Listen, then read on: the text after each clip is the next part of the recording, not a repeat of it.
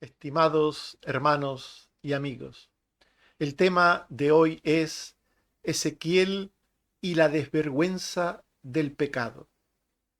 El pecado es algo inmundo y terrible, no solo a nivel de pensamiento y de conducta moral individual, sino colectiva. Una persona que es más mala de lo habitual es una desgracia para la humanidad, pero una inmensa masa de personas muy malas es una desgracia aún mayor.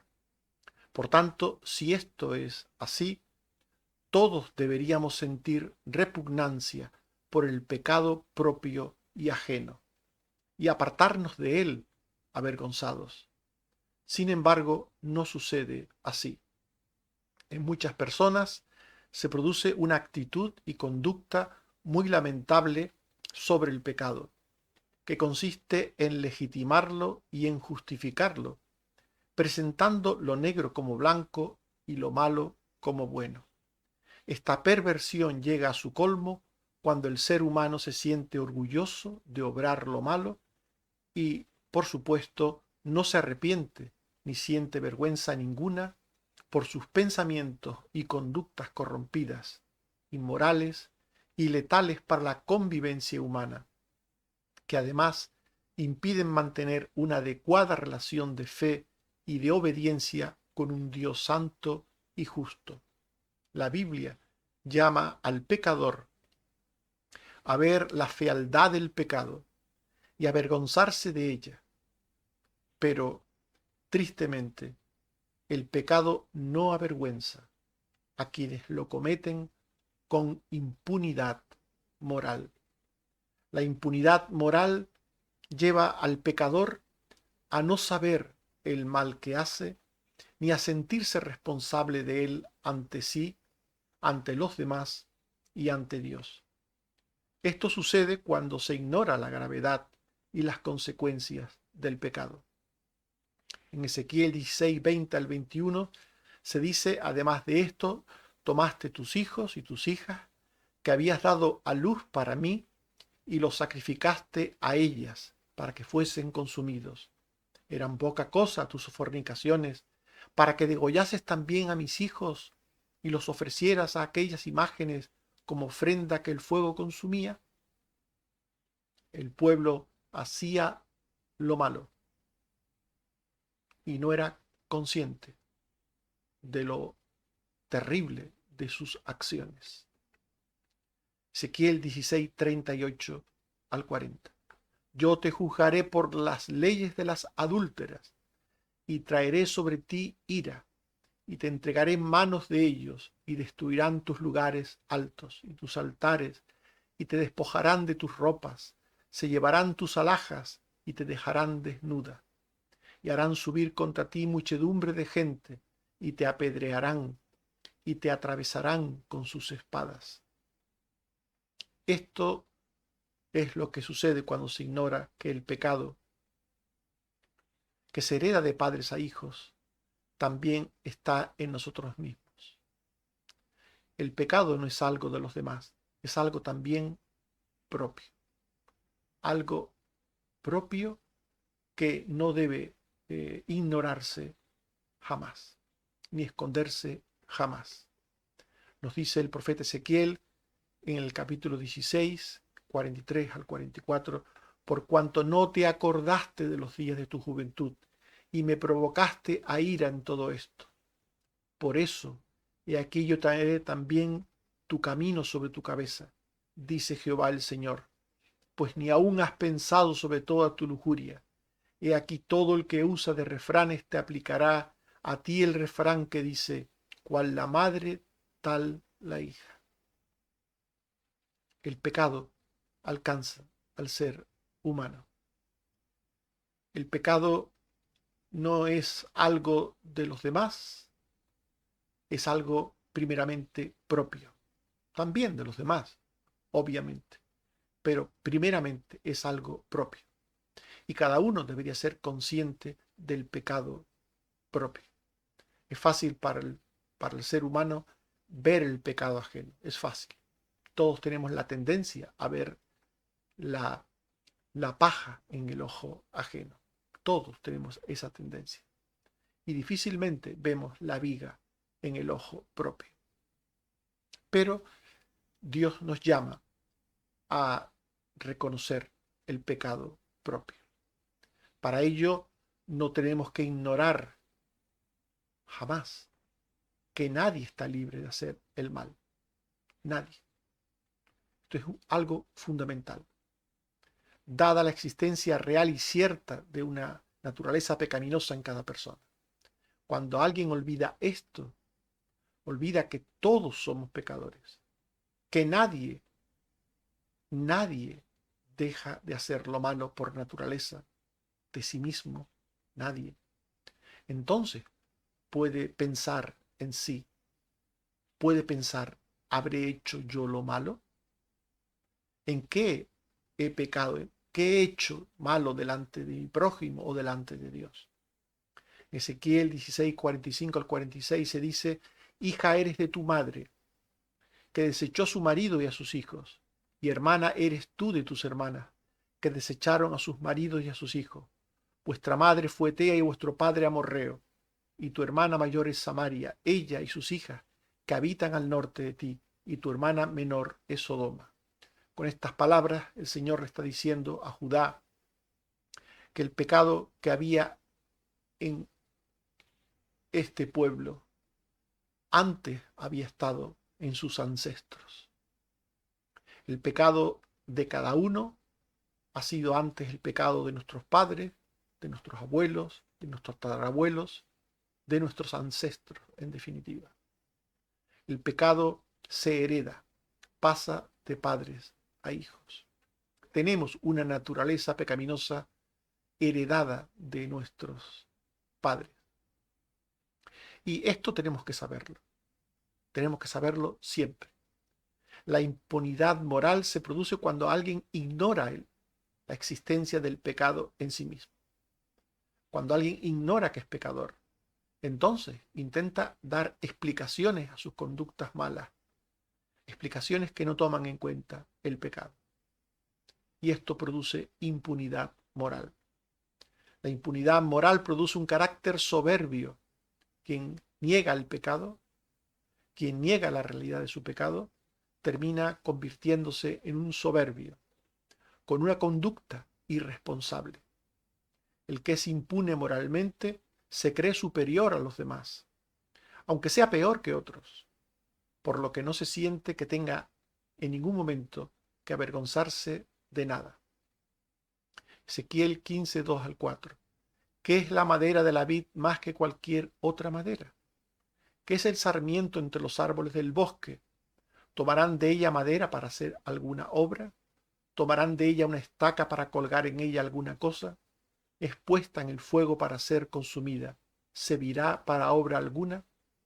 El pueblo de Israel se consideraba superior a otros pueblos. El israelita se consideraba superior al gentil. Y pregunta el Señor, ¿qué es la madera de la vid más que cualquier otra madera? ¿De qué madera estáis hechos vosotros para consideraros mejores? ¿De qué madera estáis hechos? ¿No sois igual que los demás? ¿No sois igual de pecadores que los demás? El que es impune moralmente no reconoce su condición de pecado. Con orgullo hace lo malo y se siente bien.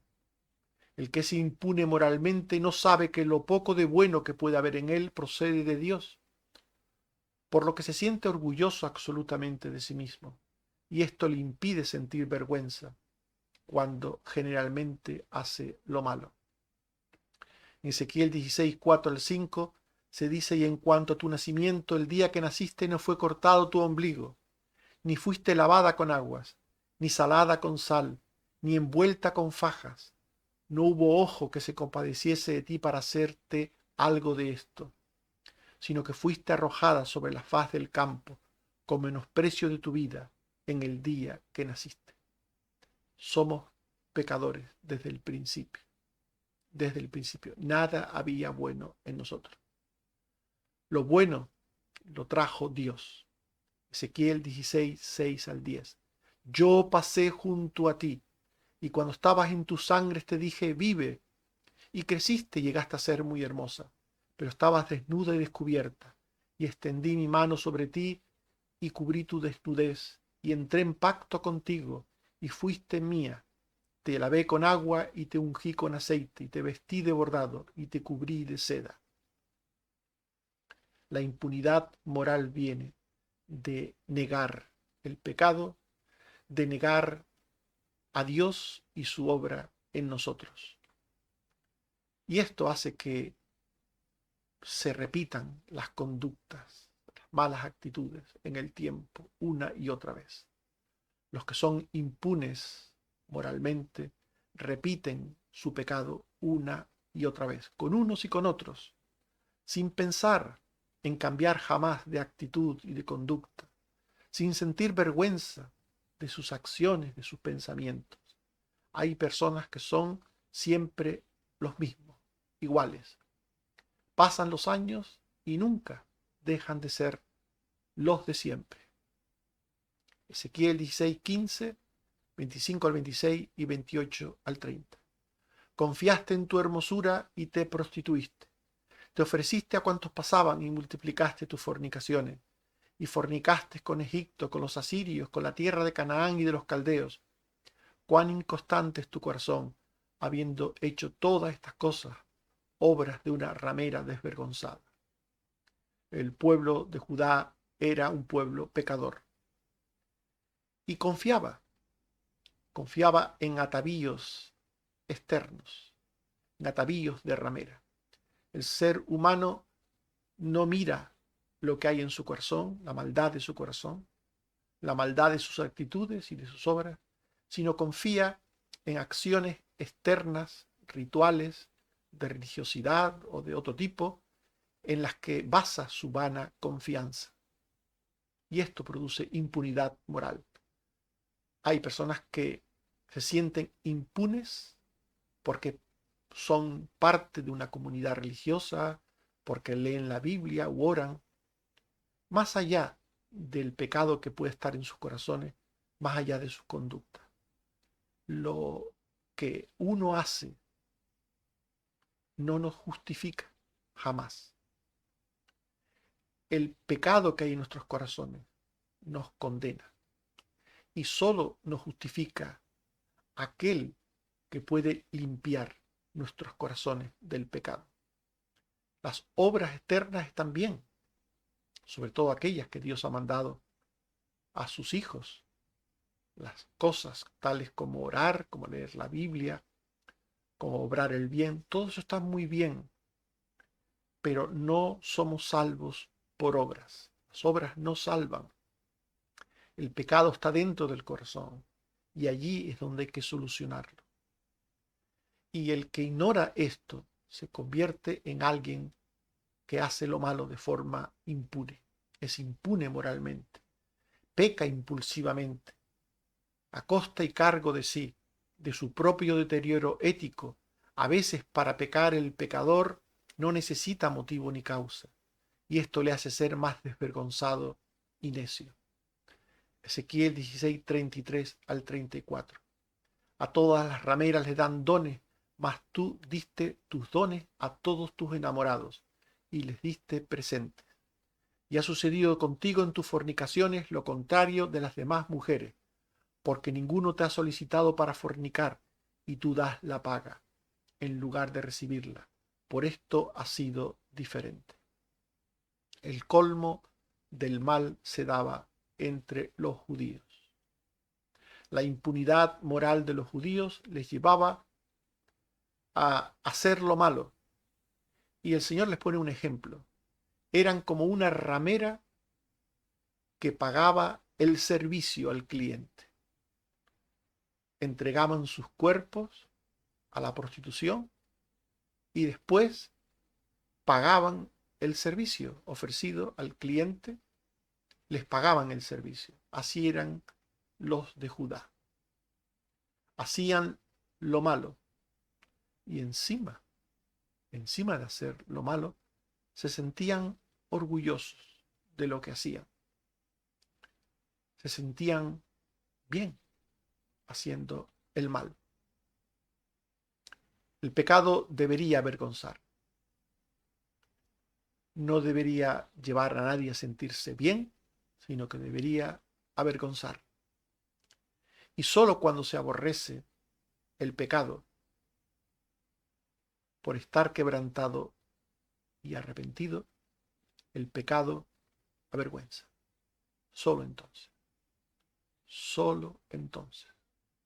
El pecado avergüenza solo cuando se aborrece por estar quebrantado y arrepentido. Solo. La ausencia de vergüenza al cometer el pecado muestra la impenitente perversidad del que transgrede el mandamiento y ofende a Dios. El perverso que peca impunemente obrando el mal con injusticia e impiedad jamás sentirá vergüenza por el pecado que comete. Dice Sofonías 3:5, el perverso no conoce la vergüenza. Los judíos del tiempo de Jeremías y de Ezequiel no sentían vergüenza ninguna por los pecados que cometían. Jeremías 3:3, has tenido frente de ramera y no quisiste tener vergüenza. Jeremías 6:15, ¿se han avergonzado de haber hecho abominación? Pregunta el Señor. Ciertamente no se han avergonzado, ni aún saben tener vergüenza. Por ello serían castigados por Dios, con un tercer asedio de Jerusalén, y vueltos a llevar en cautiverio a Babilonia, para obligarlos a arrepentirse, a reconocer sus pecados, y por tanto a tener vergüenza de haber hecho el mal. Jeremías 6:15. No se han avergonzado, por tanto caerán cuando los castigue. Ezequiel 16:58 y 61.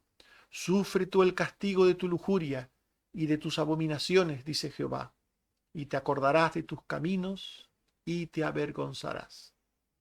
Ezequiel 16:52 y 54. Tú también, que juzgaste a tus hermanas, lleva tu vergüenza en los pecados que tú hiciste, más abominables que los de ellas, más justas son que tú. Avergüénzate, pues tú también, y lleva tu confusión. Yo pues haré que te avergüences de todo lo que has hecho. Judá se avergonzaría cuando Dios trajese el castigo sobre ella. El castigo, la humillación, el quebrantamiento traería vergüenza. Al final del exilio babilónico, los judíos arrepentidos volvieron sintiendo vergüenza. Volvieron sintiendo vergüenza por haber hecho lo malo ante los ojos de Dios. Solo algunos judíos, después del exilio, se arrepintieron y sintieron vergüenza para quebrantamiento y arrepentimiento. Ezequiel 44, 12 al 13.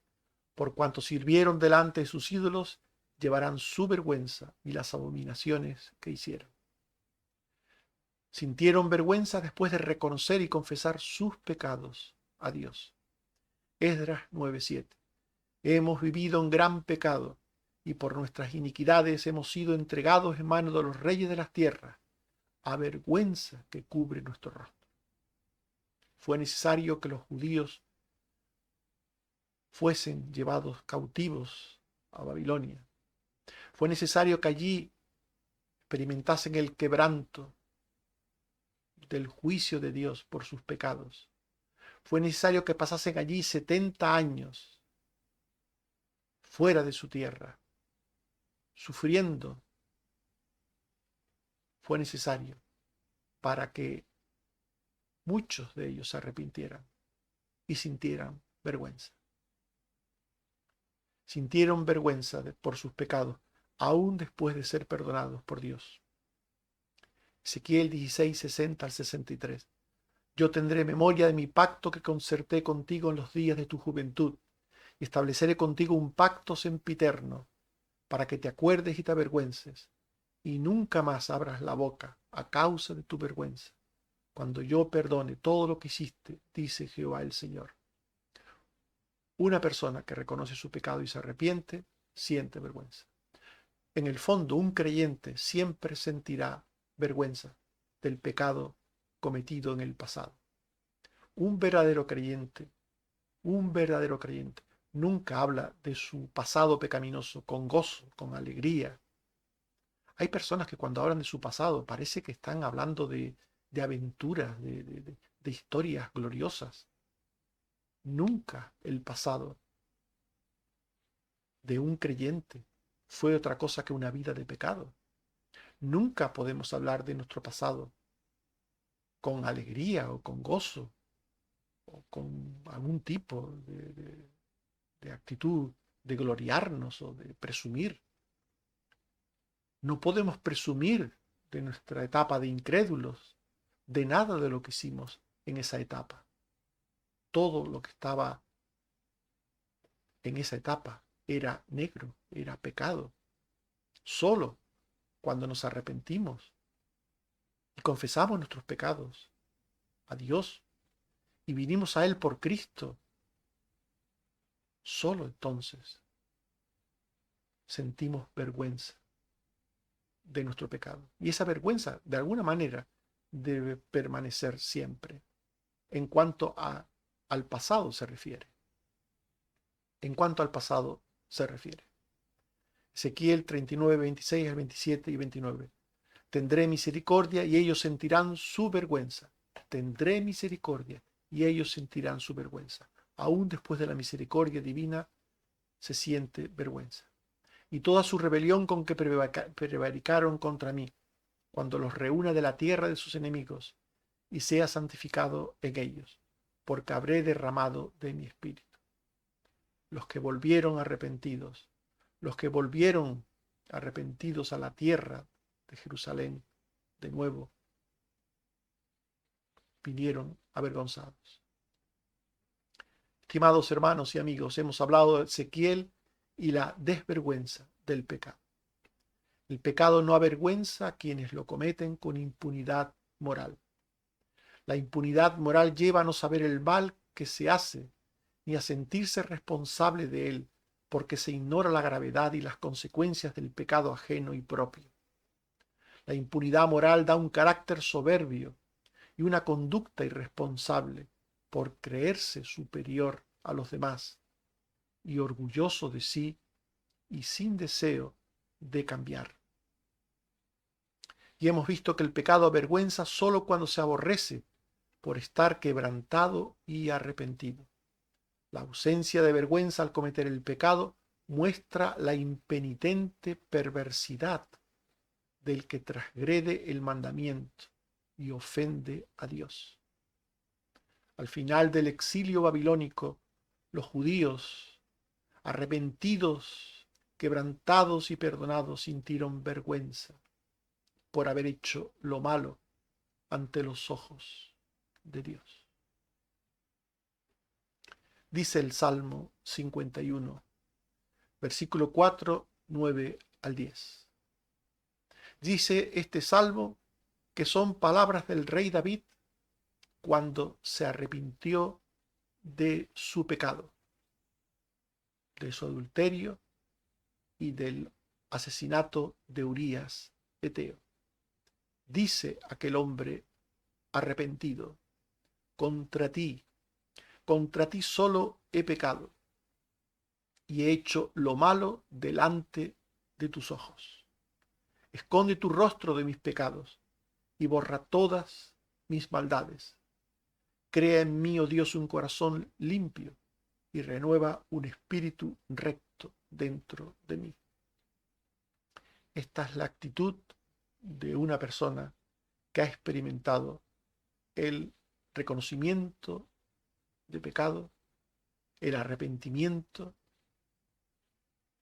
de ese pecado ante Dios y ha confiado en la sangre de Jesucristo. Un sentimiento de humillación por el pecado cometido, un sentimiento de vergüenza ante Dios por el pecado cometido, que permanece aún después de la salvación cuando alguien mira atrás. Efectivamente, un creyente en el presente tiene gozo y espera gozo para el futuro. Eso en el presente y para el futuro. Pero cuando un creyente mira atrás, solo puede sentir vergüenza, porque atrás, antes de la misericordia de Dios, antes del perdón de Dios, antes de la gracia de Dios, solo había pecado. Y el pecado debe producir vergüenza. Que Dios nos ayude a tener la actitud correcta ante el pecado. No olvidemos que el que se humilla será enaltecido y el que se enaltece será humillado. Que el Señor nos bendiga siempre. Amén. Oremos. Señor, te damos gracias por tu palabra. Gracias porque tu palabra nos muestra no solo la realidad del pecado que hay en nosotros, sino también lo que debemos sentir ante ese pecado. Debemos sentir vergüenza. Debemos sentir que hemos hecho lo malo ante ti, que somos indignos. Debemos tener un sentimiento de miseria, de pobreza, de ausencia de cualquier tipo de vanagloria. Líbranos, Señor, de tener una actitud de impunidad ante el pecado. Líbranos, Señor, de hacer lo malo y sentirnos bien, sentirnos orgullosos, aún haciendo lo malo. Líbranos de esto, Señor. Ayúdanos a sentir vergüenza por el pecado. Y por esa vergüenza, arrepentimiento y fe en Cristo tu Hijo, en quien tú nos das perdón y vida para gozo presente y futuro. Señor, te suplico también que una vez más tengas misericordia de los enfermos. Ten misericordia, oh Padre, de todos y cada uno de los enfermos. Te suplico por aquellos que se están recuperando de operaciones, como Tomás, como el hijo de Ángeles, por aquellos, Señor, que están llevando tratamientos, como Toño, por aquellos que se están recuperando de accidentes, como Patricia, o que han sufrido algún tipo de problema de salud, como Cristina. Ten misericordia, Señor. Y también por otros, como Susana, como Carmen Teresa, como Carmen Rosa. Ten misericordia, Señor. Y por los que son enfermos crónicos, como Otto, como Águeda, como Aide, como yo mismo, Señor. Ayúdanos. Danos la gracia de seguir adelante. Te pido también, Señor, por las familias de los enfermos, de los que te necesitan por diversas causas, para que seas con ellos. Sabemos, Señor, que sin ti nada es posible. Te suplico por Cora, te suplico por Ángeles, por Bárbara, por Antonio. Te suplico, Señor, por todos los que cuidan a mayores o enfermos. Ayúdale, Señor, dale paciencia. Y gracias, Señor, por cuanto haces por nosotros. Bendito seas, Señor, por Jesucristo, tu Hijo. Amén. Que el Señor nos bendiga y nos guarde. Amén.